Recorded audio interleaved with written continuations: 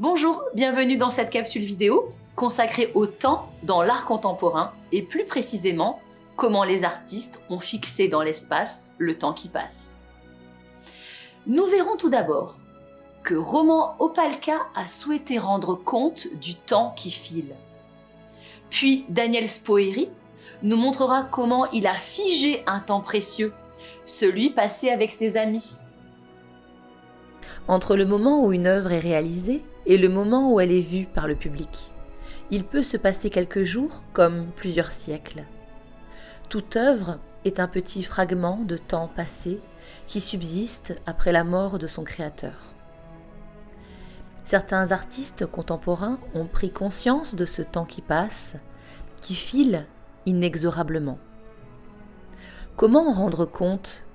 Comment le capturer? Roman Opalka a fait du temps la matière même de son œuvre. Depuis 1965, cet artiste s'est employé, jusqu'à sa mort, à peindre méthodiquement des chiffres blancs sur fond noir. Il s'arrête lorsque la toile est remplie de chiffres. Alors Opalka se photographie, portant la même chemise, avec la même expression.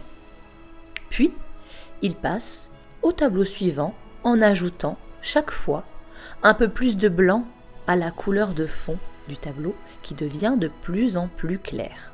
Ainsi, depuis des dizaines d'années, les tableaux se sont égrenés et la vie a suivi son cours.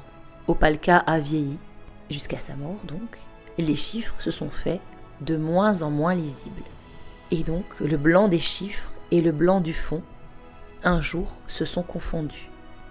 Le premier tableau, commencé par le chiffre 1, en 1972, il avait atteint le nombre de 1 million.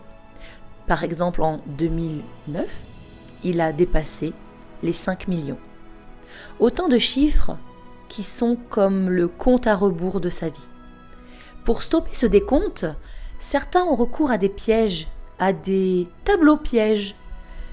Dans les années 1960, l'artiste Daniel Spoerri organisait des dîners pour ses amis artistes, puis il conservait les reliefs du repas, qu'il fixait ensuite avec de la résine. Placés à la verticale, ces restes devenaient un tableau en 3 dimensions. Le temps s'était figé à tout jamais. Un temps mort, mais semblant encore vivant, comme un animal empaillé.